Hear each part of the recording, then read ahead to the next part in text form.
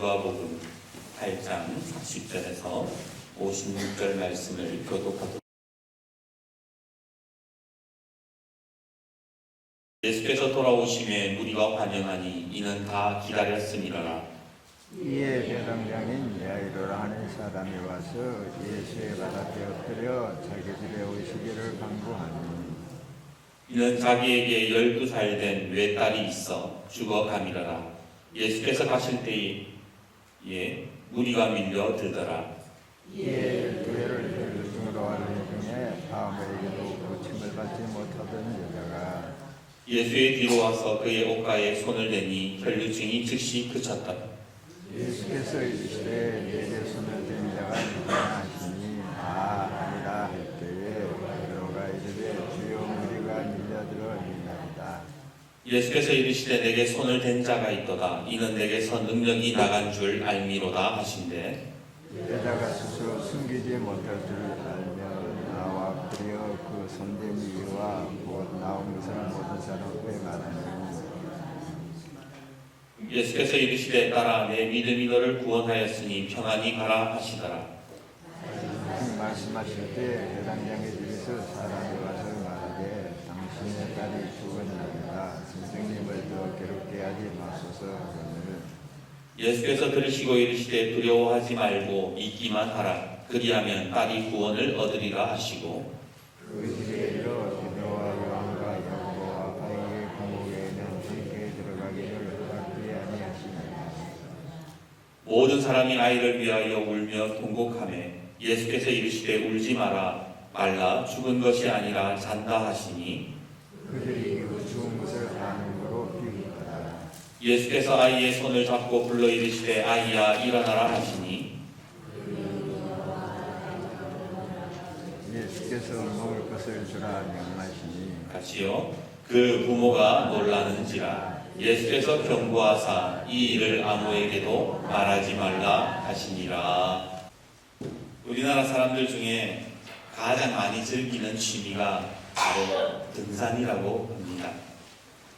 한국 사람들이 얼마나 산을 좋아하고 많이 오르는지 2017년 기준으로 1380만 명 기네스북에 이름을 올릴 정도로 한국 사람들은 산을 좋아한대요.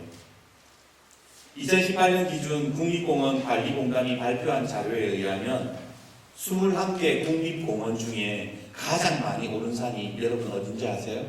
어떤 산에 제일 많이 올랐을 것 같아요? 예, 북한산이요. 그런데 여러분 놀라지 마십시오. 북한산보다 한국 사람들이 훨씬 많이 오르는 산이 밝혀졌답니다. 그게 어떤 산일까요? 바로 걱정이 태산입니다. 이 걱정이 태산은 하루에도 수십 번씩 오르고 새해가 밝아도 여전히 오르내리고 있다라는 거예요. 올해는 무슨 농사를 짓지, 고추 품종은 뭘로 정하지, 돈 걱정, 자식 걱정, 그렇게 계속 하면서 하루에도 수십 번씩 오르내리더라는 겁니다. 저 또한 마찬가지입니다. 예산이 어떻게 운영되고 목회는 어떻게 해야 되지, 당장 다음 주 설교는 뭘 해야 되지, 하다못해 여름에 신청받는 그 수련회까지 걱정하고 새해에 앉아 있더라니까요. 그런데 주님은 우리에게 뭐라 그러십니까? 염려하지 말래요. 감사함으로 오히려 아뢰라고 그렇게 말씀하세요. 그런데 그게 잘 되시던가요? 감사해야지, 염려하지 말아야지, 그게 잘 되십니까? 분명 엊그제 송구영신 예배 때만 해도 올해는 주님 바라보고 살겠다고 그렇게 결단했는데 새해 첫날 해돋이를 걱정이 태산에 올라가서 거기에서 해돋이를 봤다라는 거예요. 그러면서 저는 이런 생각을 했습니다. 왜 나는 염려를 멈출 수 없는 걸까? 오늘 본문에 우리는 회당장 야이로라는 사람을 만나게 됩니다. 우리가 아는 대로 이 야이로라는 사람에게는 큰 걱정거리가 하나 있었지요. 바로 외동딸이 죽을 병에 걸렸다라는 것이었습니다.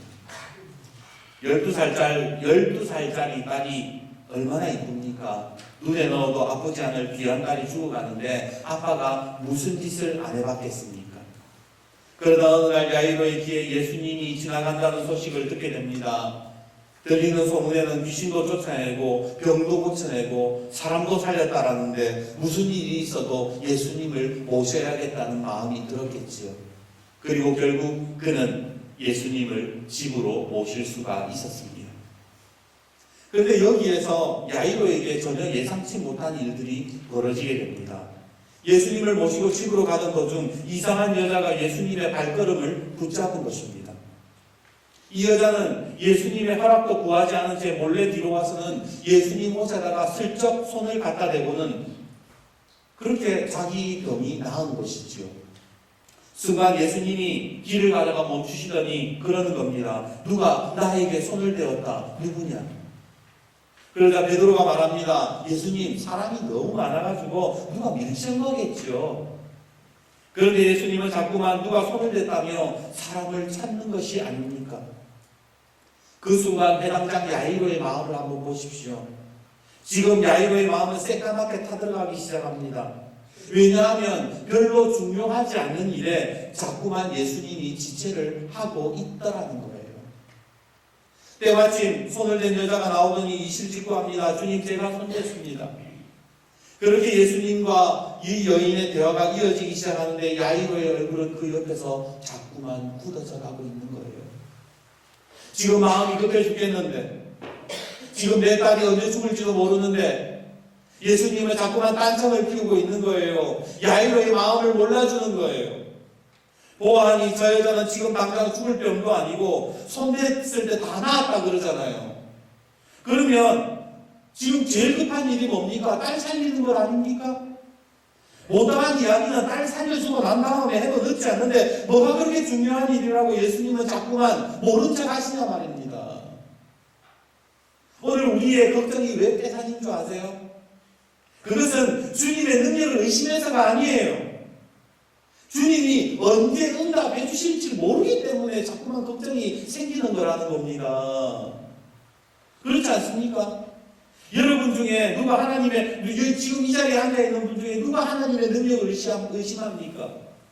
이 지긋지긋한 병, 하나님이 말씀하시면 금방 낫고 내 삶의 문제도 다 해결받을 것이라고 우리는 그렇게 믿고 있잖아요. 그런데 왜 걱정이 들어요? 왜 염려가 생깁니까? 내 삶에 하나님 앞에 간구를 하고 예수님을 모시고 내 문제 속으로 들어가려고 하는데 예수님이 자꾸만 지체를 하기 때문에 그런 거예요. 만약 예수님이 혈루증 앓던 여인에게 얘야, 지금 야이로의 딸이 급하니까 조금 이따가 이야기하자. 그랬다면 야이로가 왜 염려하고 왜 불안하고 왜 얼굴이 굳어지겠냐 말입니다. 우리가 하나님 앞에 기도해도 2019년에 기도했던 것들이 여전히 지금에도 응답되어지지 않고 이루어지지 않으니까 내 속에 걱정이 태산인 것이지요. 염려가 되는 것이지요.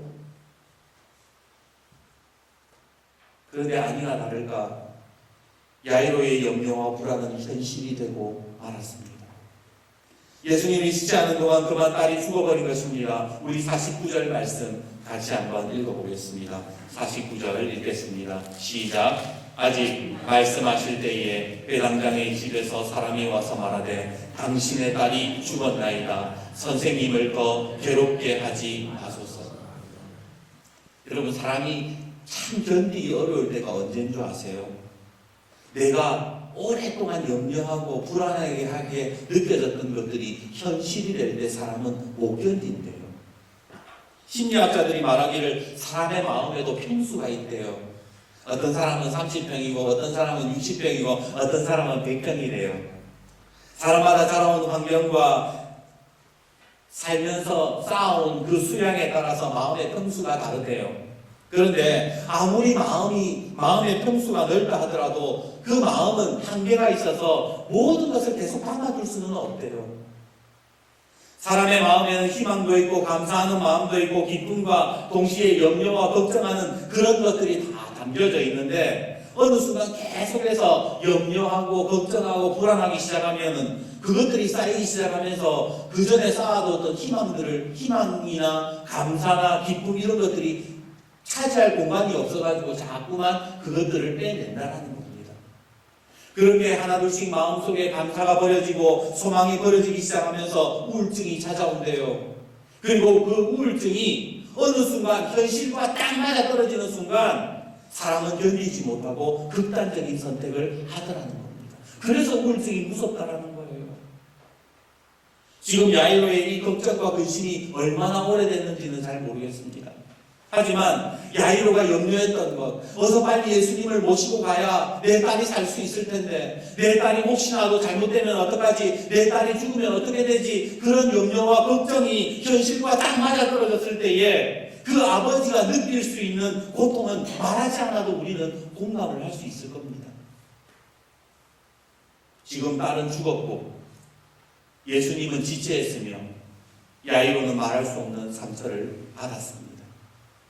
아마 이런 일이 발생한다면 대부분의 사람들은 두 가지 반응을 보일 겁니다. 하나는 이것이 운명이겠거니 하면서 모든 것을 받아들인 채 그냥 조용히 딸의 장례를 준비하거나, 다른 하나는 딸의 죽음을 예수님과 혈육적 앓던 여인에게 돌리면서 그 원인을 돌리면서 원망하는 방법.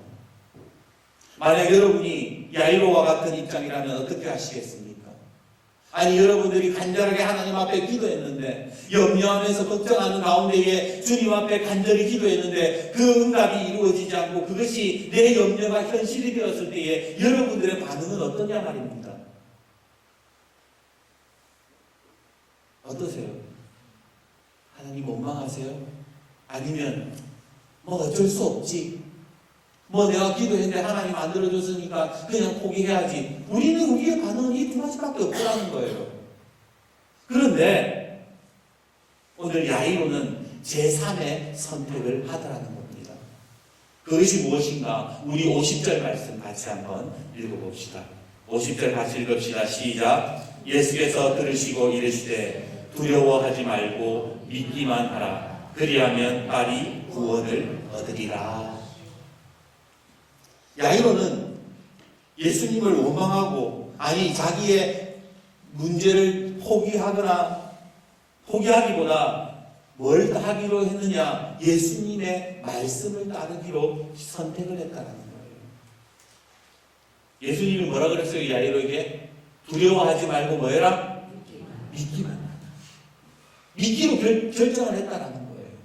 아니 뭐 예수님이 그래 얘기했으니까 지푸라기라도 잡는 심정으로 뭐 당연히 믿는 거 당연한 거 아니야? 아니요. 야이로의 행동은 완전히 상식 밖의 모습을 보여주고 있는 것을 우리는 알아야 됩니다. 왜냐하면요, 야이로의 직업이 뭐예요? 회당장이에요. 회당장이 여러분 뭐 하는 직업인 줄 아세요? 쉽게 말하면 그때 당시에 예배당을 관리하고 예배를 주관하는 사람이에요. 회당장은요, 아무나 되는 게 아니에요. 회당장은 율법에 어긋나게 행동하는 사람이 있다면 그 사람 불러가지고 질책합니다. 당신 지금 율법에 어기고 있어. 당신 더 이상 회당에 출입 금지, 회당에 출입하는 것을 금지할 수 있는 권한도 가지고 있는 사람이에요. 그러면 그런 율법을 자기가 집행한다면 얼마나 율법에 철저해야 되겠습니까? 자, 그런데 율법에 보면요, 시체는 부정하대요. 시체는 부정해서 만져서는 안 된대요. 아무리 안타깝고 슬프지만 지금 야이로는 딸을 만지면 됩니까? 안 됩니까? 안 되는 거예요. 그런데 그렇게 율법에 철저하게 요구받는 사람이 예수님을 모시고 자기가 생각하는 그 랍비를 모시고 누구에게 가느냐? 시체가 된 딸에게 가는 거예요. 그것은 다시 말하면 율법에 가장 철저해야 될 사람이 지금 율법을 어기는 행위를 하고 있더라는 겁니다. 게다가 그렇게 해서 딸이 살아날지도 미지수예요. 우리는 성경을 통해서 예수님의 하나님의 아들이고 죽은 자를 살릴 수 있는 분이심을 알고 그렇게 믿고 있지만 야이로는 몰라요.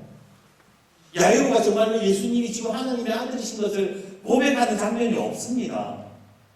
딸이 다시 산다는 보장도 없다라는 거예요. 그런데 자기가 율법을 어겨가면서 예수님을 딸의 시체 앞에 데리고 간다라는 것, 그것이 상식 밖의 행동이었다라는 겁니다. 이 모든 것을 감수하고 야이로는 예수님의 말씀, 두려워하지 말고 믿기만 하라. 그 말에 자기의 전 존재를 던졌던 거예요. 여러분, 믿기만 한다는 게 얼마나 대단하고 위대한 신앙인 줄 아세요? 여러분, 믿기만 한다는 게 뭐예요? 그냥 머릿속으로 아이고 난 믿어. 나는 믿고 있으니까. 이렇게 얘기하는 게 믿는 거예요. 중요한 사실은 우리가 믿음이 좋으면 염려가 사라진다라는 그런 생각을 합니다. 사실 저는요, 목회하면서 마음이 편하지가 않을 때가 많았습니다. 왜냐하면 목사가 되어도 여전히 염려하고 여전히 걱정하고 여전히 근심하고 있거든요. 내가 인간이 덜 됐나? 내가 믿음이 부족하나?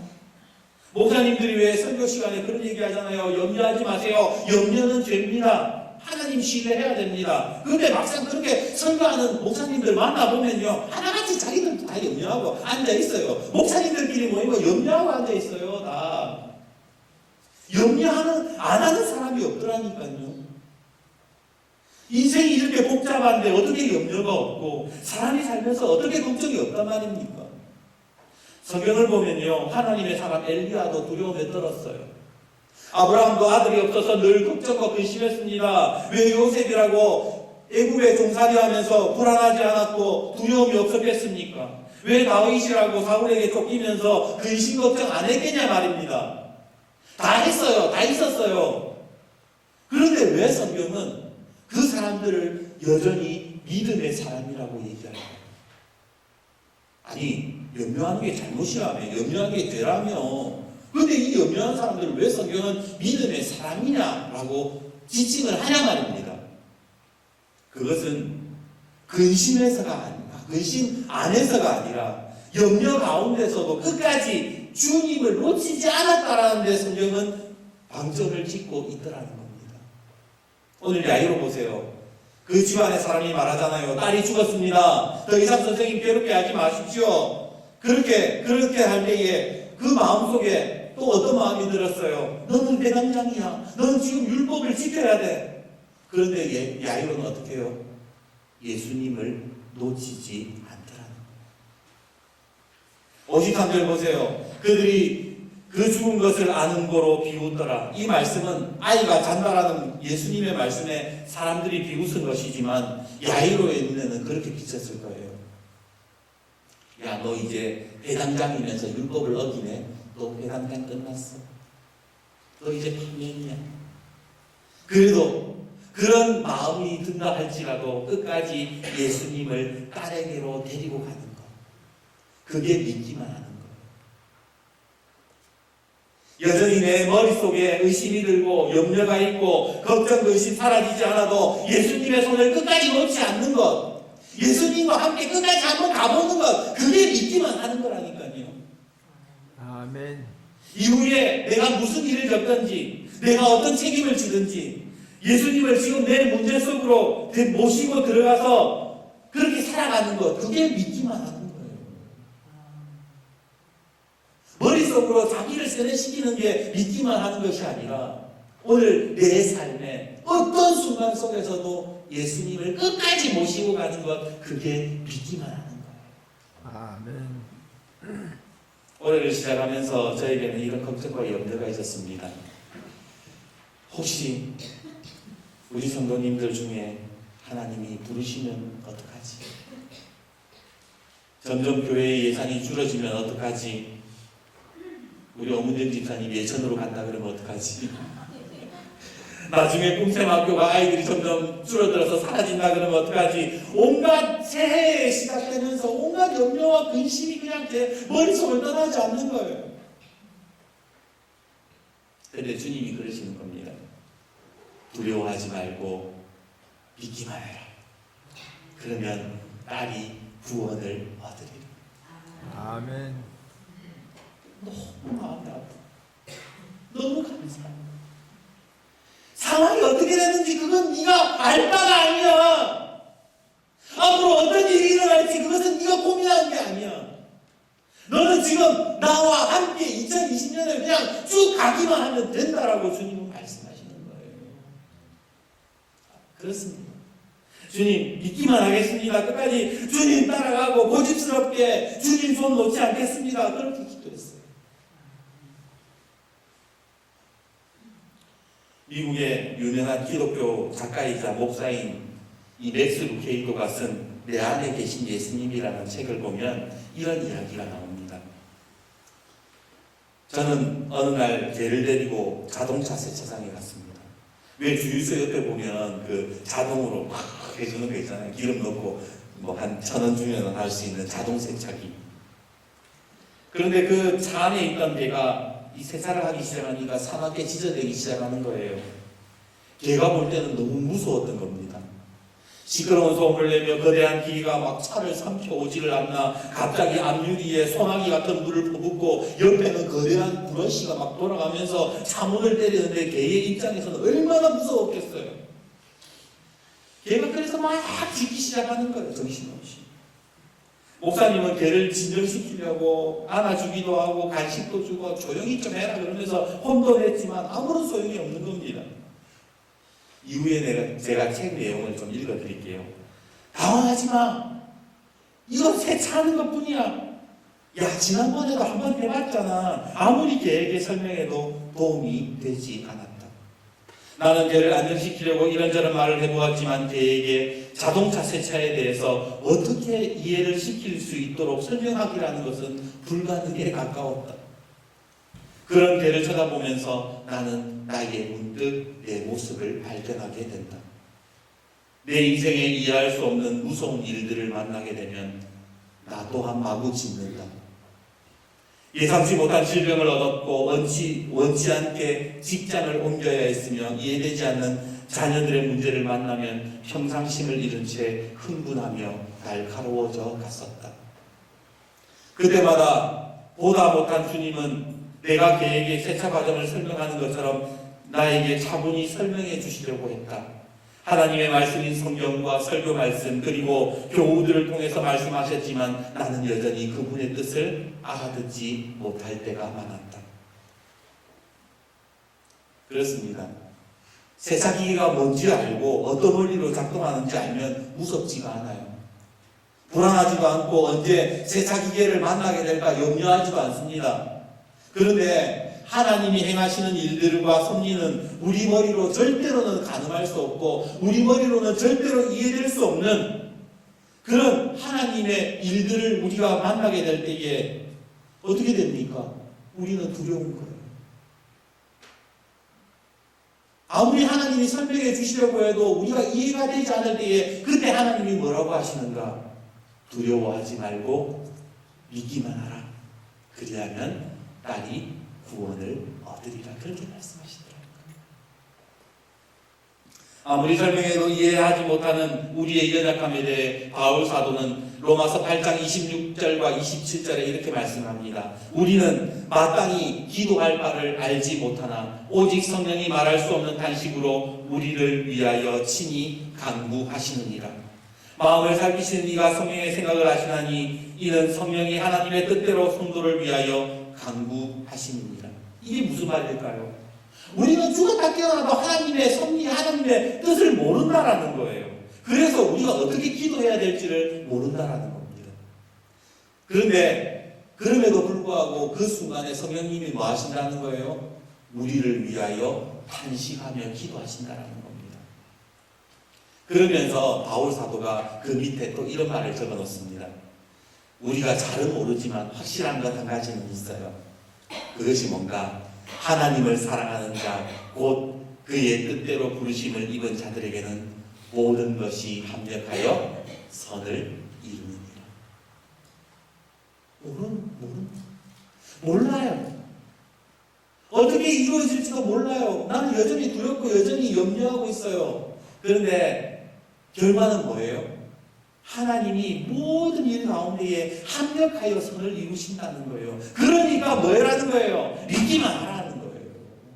예수님 모시고 그 문제 속으로 끝까지 들어가면 된다라고 오늘 주님은 말씀하고 계시다라는 겁니다. 많은 사람들의 존경을 받는 미국 대통령 중에 따뜻한 마음과 유머 있는 사람으로 잘 알려진 로널드 레이건 대통령이 있어요. 아마 우리 장로님, 권사님 세대의 아주 유명한 미국 대통령이 있죠. 이 레이건은 시골 구두 수성공의 아들로 태어났습니다. 그는 태어날 때부터 지독한 근시가 있었는데 14살 때에 우연히 그 14살까지 자기가 근시인지도 몰랐대요. 우연히 트럭 기사가 올려놓은 안경을 보면서 우와 너무 잘 보인다 이렇게 자기가 근시인 것을 깨달을 만큼 어리숙한 사람이었습니다. 가난한 환경으로 진학을 포기하고 취업을 해야 됐지만 취업도 잘 되지 않았습니다. 그렇게 늘 낙담하던 때에 어머니가 그에게 이런 말을 합니다. 얘야 너무 낙심하지 마라. 하나님은 나쁜 일을 통해서도 좋은 일을 만드시는 좋으신 하나님이시란다. 아멘. 그때부터 그 말씀이, 어머니의 말이 자기의 마음속에 새겨진 거예요.